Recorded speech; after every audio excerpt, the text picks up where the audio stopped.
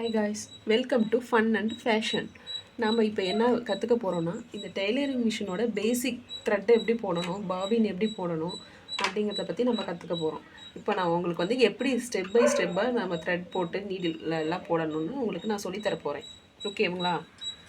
இப்போ ஃபஸ்ட்டு இந்த த்ரெட்டை இப்படி போட்டுட்டு இந்த ஹோல் தெரியுதுங்களா, இந்த ஹோல் தெரியல, இந்த ஹோலில் நம்ம வந்து த்ரெட்டை விடணும். ஓகேங்களா? First one. அடுத்தது இந்த இதில் இப்படி, ஏன்னா பிகினர்ஸ்க்கு வந்து இது ரொம்ப இம்பார்ட்டண்ட்டாக இருக்கும். நம்ம இந்த ஸ்டெப்பாக சொல்கிறது வந்து இந்த பிகினர்ஸ் வந்து ரொம்ப ஈஸியாக அவங்களுக்கு புரிகிற மாதிரி சொல்லித்தர போகிறேன். ஓகேங்களா? இந்த இதில் விட்டுட்டு இந்த இதில் விட்டணும். ஓகேங்களா? நெக்ஸ்ட்டு நம்ம வந்து இது நீடில் கோக்கணும்.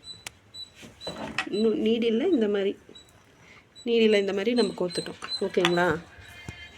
செகண்ட், இந்த கேஸ் பாபின், இந்த த்ரெட்டில் கேஸ் பாபின் இப்படி வச்சு இந்த ஒரு வழியாக இப்படி விட்டு இப்படி போடணும். ஓகேங்களா? இதெல்லாம் நீங்கள் ஃபாலோ பண்ணி பார்த்தீங்கன்னா உங்களுக்கு ஈஸியாக கேட்சப் ஆகும். உங்களுக்கு நான் ஈஸியாக இப்படி கை போய் சொல்லி போடணும், ஆனால் உங்களுக்கு தெரியாதுங்கிறதுக்காக நான் இப்படி இருந்து நான் சொல்லித்தரேன். ஓகேங்களா?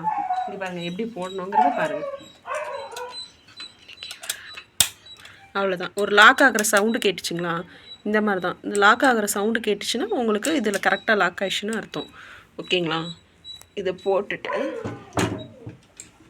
நான் உங்களுக்கு டீட்டெயிலாக தெரியணுங்கிறதுக்காக இதை வந்து நான் தூக்கி விட்டு சொல்லியிருக்கேன். ஓகேங்க? எப்போவும் நீங்கள் பழகிட்டிங்கன்னா இங்கேருந்தே போட்டு ஈஸியாக போட்டுக்கலாம். ஓகேங்க.